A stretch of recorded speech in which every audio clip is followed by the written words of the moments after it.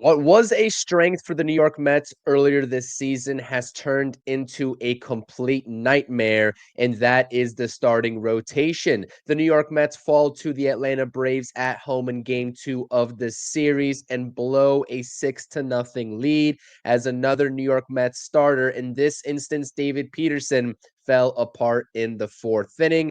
What's up, Mets fans? Welcome back to the channel. Welcome back to the True Mets Talk podcast. It's your boy CP. As always, before we get into this video fully, talking about the state of the New York Mets after yesterday's brutal loss, please do smash those thumbs up buttons if you enjoy these conversations, as unfortunate as they are given the state of this team. Please do subscribe if you're new to the channel and comment your thoughts and opinions down below, because what a mess of a performance it was from the pitching side of things before Paul Blackburn finally stopped the bleeding. But at that point, it was too late for the New York Mets, as they are now only one game up of the Cincinnati Reds in the NL Wild Card standings.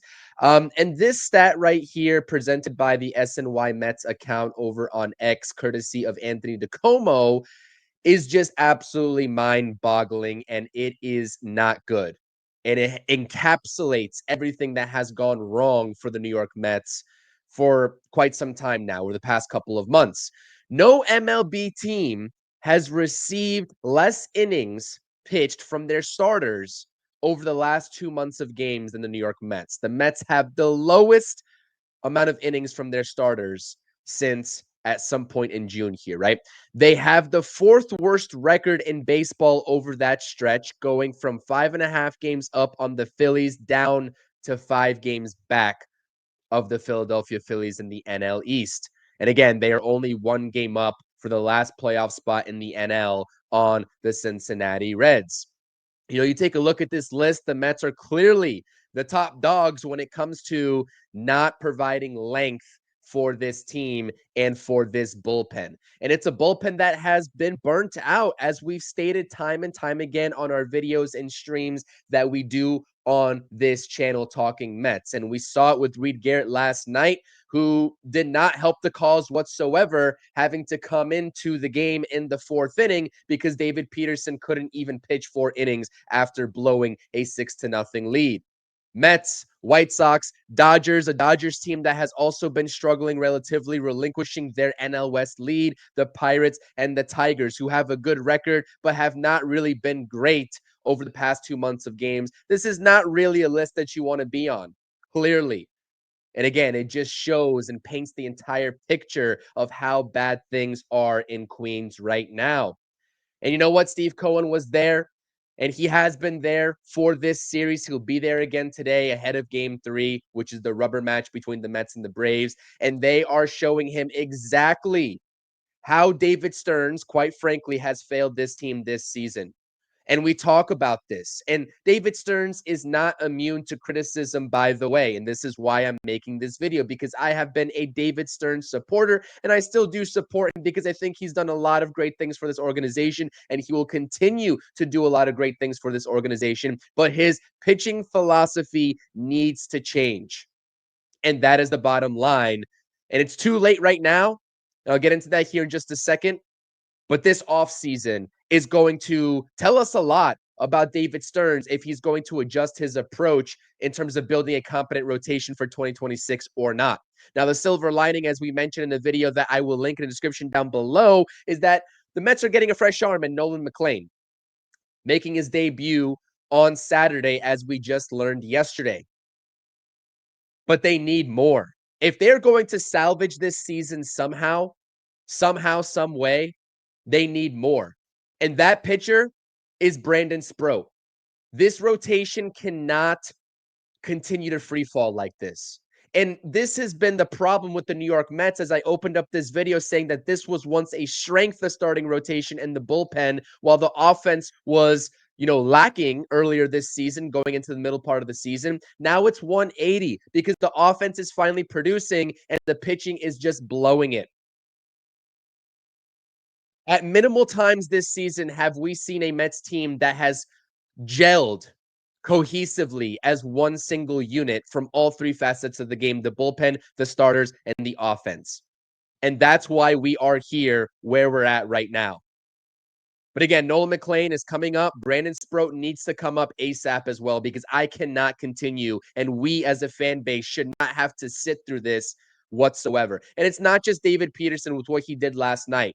Kodai Senga, who's starting today, hopefully he has a bounce back performance, has not gone 6+ innings since the early parts of June. And his ERA has skyrocketed almost 70 points since then. Clay Holmes, same thing. We just saw it with his last outing as well in this series.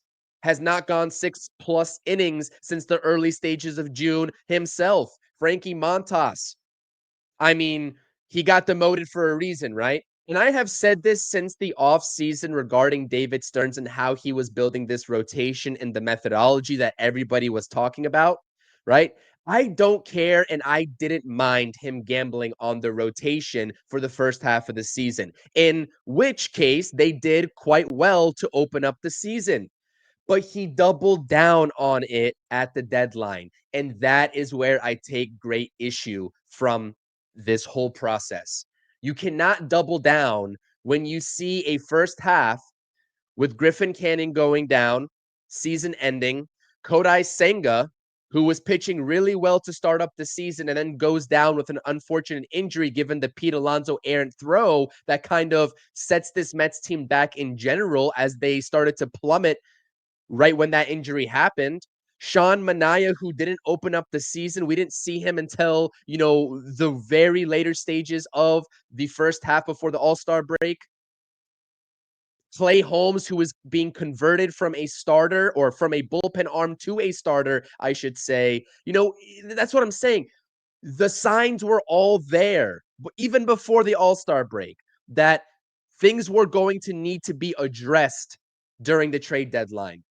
And to double down on it and not address it is negligence. It's basically negligence on a season that the Mets should be a championship contender. That's my honest opinion on that. So again, Mendoza, Stearns, they can't do anything now. Trade deadline is passed. The decision was the decision. The best move for the Mets right now is to not hope, because again, we always say hope is not a strategy. Don't hope that these guys can turn it around. Make the decision and the choice to bring up an impactful arm. Not one in Nolan McLean, which they've already done, but two in Brandon Sproat. And again, I understand that this is a long shot, but if you need to, if things get that bad before September 1st, call up Jonah Tong as well to serve in either the bullpen or the starting rotation, because I'm sick of this. This season, 2025, is the season where it's wide open for any National League team. I don't think that there's a clear favorite in this league right now from both sides, the NL or the AL. The Mets should be going for it. And it's absolutely ridiculous that we have to sit here on August 14th and talk about just barely scraping by and hoping that we make the playoffs. This team is much better than that. They should be much better than that.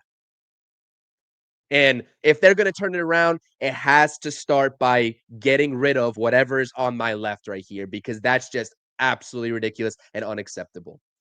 So Mets fans, let me know. Share your frustrations. I'm sure everybody is frustrated. All we can do right now is rant about this team. That's all we can do. And hope and pray and whatever else, right? If you're superstitious, maybe do some superstitious things to try to get this team out of a funk. All right, now on a little bit of a calmer note, we do have game 3. The Mets do play baseball tonight, and it's a rubber match again, as I mentioned, between the Mets and the Braves, and this is a must-win to secure this series. A must-win. Not because this game and one single win is going to drastically change the landscape of the standings, both in the division or the wild card, but because this might be able to set the tone for the Mets moving forward. A confidence booster, so to speak. There's a very large uphill battle to climb, especially given the problems in the rotation right now, but they need to win this game. This is a must-win series, and we were talking about it as such coming into this series. They did their jobs in taking care of business in game 1, even given a horrible performance by Clay Holmes. They couldn't do enough to secure game 2. It starts with Kodai Senga tonight. If the Mets want to win this game, because I, at this point, am confident that the Mets bats are going to show up. The offense is starting to turn things around in the process that I'm seeing. Kodai Senga needs to deliver a fantastic outing, and if he has a lead, to preserve that lead. I don't want to see a bullpen arm until the seventh inning.